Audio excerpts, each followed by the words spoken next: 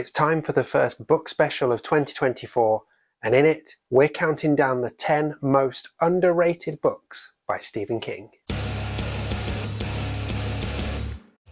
Hi everyone, welcome back to my channel. I'm Dave Musson, at Dave Musson on Instagram, and this is a place where I talk to you about all things Stephen King. And as you know already, this video is one of my monthly book specials. So normally, at the moment, I'm going through all the movies and adaptations in chronological order, but once a month, I go back into the books and do something a bit fun, a ranking or some other kind of special thing. And that's what we're doing here today. And we're going through underrated Stephen King books, which is a topic suggested by Israel in the comments a while back.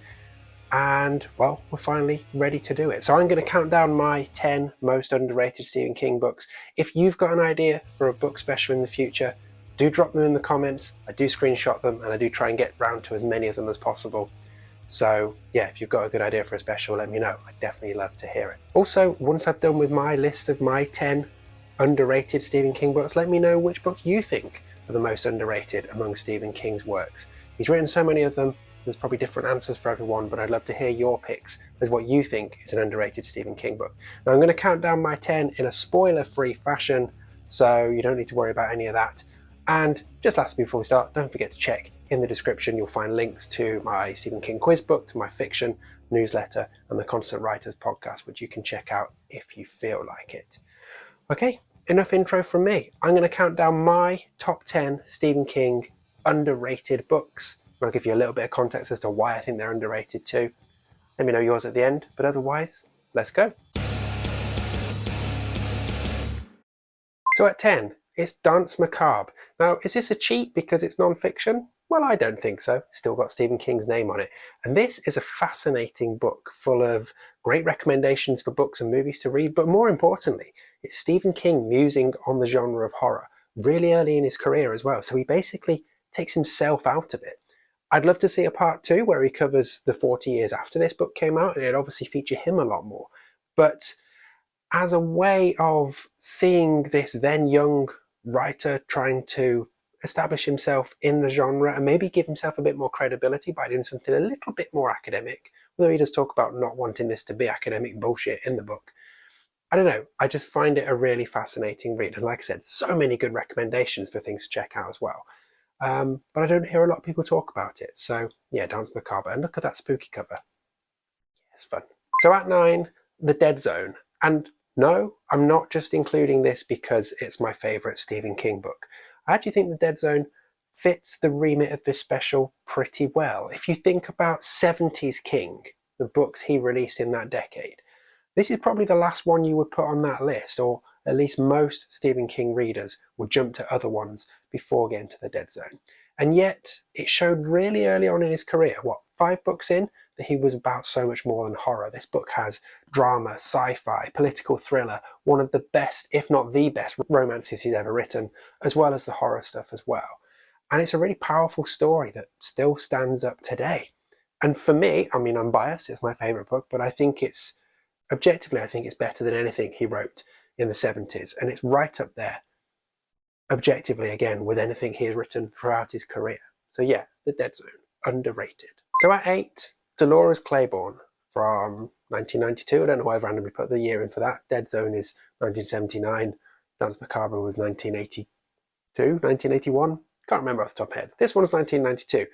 And I think more and more people are coming round to this one. It's become a bit of a sleeper hit, really, 30 years on. But it does still feel, to me at least, a little overlooked considering what a marvellous novel it actually is. It's got everything you could want from a compelling, gripping novel. It's got drama, it's got bits of horror, it's got this murder mystery type feel to it. It's got really great characters, it's got strong women characters who are trying to just get shit done and establish themselves. It's got nasty men characters who are stopping them doing that. It's got love, it's got friendship, it's got hope. I could go on. It's a great book, and it doesn't get the love it needs, and therefore it's underrated. So at 7, Insomnia. Now, for a book that is so crucial to the Dark Tower story, I'm always surprised at how few people I see talking about it, and I'm always surprised at how many people I see saying they hate this one.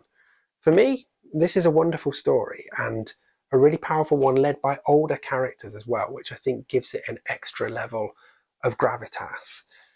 And again, I just think it's brilliant. And I read this for the first time before I'd read The Dark Tower, and I loved it. And then I loved it even more the second time when I knew all of the stuff with Roland and his quartet. So again, as with a lot of his 90s books, definitely underrated. And Insomnia, absolutely that, particularly if you're a Dark Tower head. So at 6, we've got Everything's Eventual. Now this is my second favourite collection of King's short stories.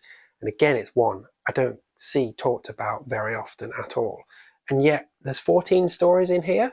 I would class 11 of those 14 as excellent, and the others are pretty good as well. But when you think of some of the titles in here, we've got bangers like The Road Virus Heads North, Autopsy Room 4, The Man in the Black Suit, All That You Love Will Be Carried Away.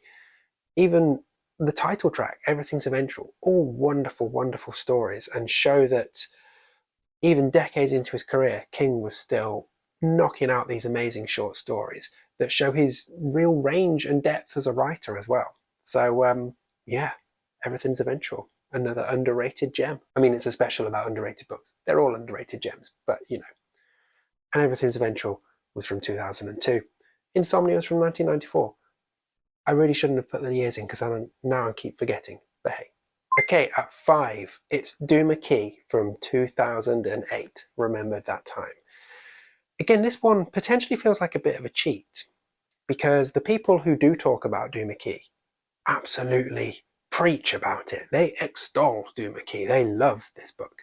But I'm including it here and quite high up in the list because not enough people talk about it and not enough people have given it a chance.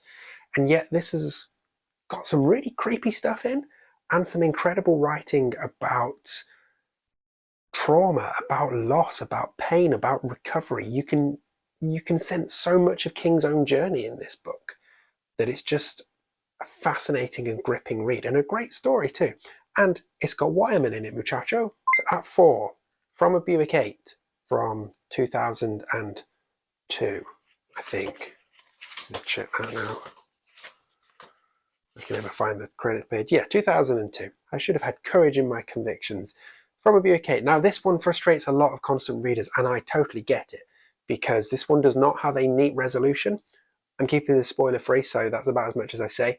The destination is perhaps a little frustrating, but the journey to get there is great, packed full of wonderful writing and some weird happenings as well. And it's got some big Dark Tower connections too, so it's an important one in that world.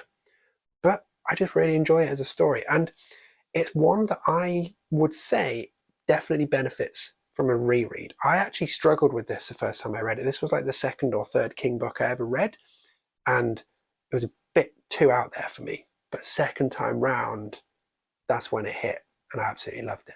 So at 3, Hearts in Atlantis from 1999. Now it feels criminal putting something so well written so high up this list of underrated books, but the truth is, it is an underrated book among King's works, and it really shouldn't be. 5 stories here, 2 short stories, or 2 novellas, 3 short stories, all tied together through Vietnam, but more importantly, through the boomers and how they just fucked it for everybody. Some great writing here, some weird stuff, some tower connections, some heavily biographical stuff from King as well, which is fascinating to get into his head as a college student. Again, just some terrific storytelling that deserves to be read by way more people. And I do feel like it's one that a lot of constant readers just don't really think about and don't go back to. And they should. That too, Just After Sunset from 2008, definitely King's most underrated short story collection. And I get it, it's one I regularly used to forget even existed when I would try and name all of them in chronological order, or when I was planning what I was going to do for this channel, I often would forget about Just After Sunset. And I mean, that's just bad on all of our parts. Think about the stories that are in this, and just a selection for you. Willa, A Very Tight Place, N, Mute, The Cat from Hell, The Gingerbread Girl. Yeah, all terrific stories. And just for some reason, it seems to be forgotten. They don't have the bite and the nastiness of Night Shift, but there's some amazing stuff in here. And yeah, definitely one to check out if you haven't done so already. And if you haven't read it since it came out, go back and reread it because it's great. So at number 1, my pick for the most underrated, not only Stephen King novel, but Stephen King book in general, and one of the most underrated books I've ever read, is Rose Madder from 1995. I mean, this book has so much in it. It's got one of King's most, admittedly cartoonish, but also terrifying and unrelenting villains. It's got a protagonist who is complex, complicated, but who you can get behind. It's violent, it's scary, it's dark, it's full of hope, it's full of anger, and it's got this fascinating cat and mouse game woven in with a bunch of weird stuff as well. I mean, this is mid-90s King. This is where he's exploring domestic abuse. He's trying to build more women characters. And yeah, I can see why it got overlooked, because it is very different from his classic 70s and 80s stuff. But it absolutely deserves your attention and deserves to be read.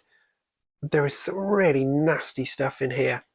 Like I said, there's some very odd, weird, fantastical stuff in here, and just some very real human emotions that run throughout this book. And actually, I feel like King himself is starting to realize what a good book he has here, because in recent interviews over the last couple of years, I notice he keeps dropping references to Rose Madder, particularly in the context of it having not been made into a film. But I wonder whether he's gone back recently and realized, actually, that was pretty good. And I'm with him on that. Go back and give Rose Madder a go. This is the book that I knew was going to be top of my list as soon as I saw the suggestion for this special. And yeah, it frustrates me that people still don't read it. They maybe pick up the books for the covers, because the covers are always cool, but I don't see many people talking about what's actually in the book, which is a wonderful story. So yeah, give Rose Madder a go, because it's the most underrated Stephen King book, at least in my opinion. So there we go, my picks for the top 10 most underrated Stephen King books. Let me know your choices in the comments. Do you agree with any of mine? Are there any that I haven't covered that you think are underrated? No wrong answers here, it's all our opinions, so let's share them in the comments and have a chat with each other. And while you're doing that, don't forget to check the description for links to my Stephen King trivia book, quiz book, my fiction, my newsletter, all of that kind of stuff, Constant Writers Podcast, and anything else that's in there that you might be interested in supporting. Although just you being here watching this video is absolutely plenty. And do come back soon, because we're back on the movies and adaptations, and I'm not going to lie, the next one's going to be difficult. Why? Because I'm trying to find 19 reasons for you to watch The Langoliers.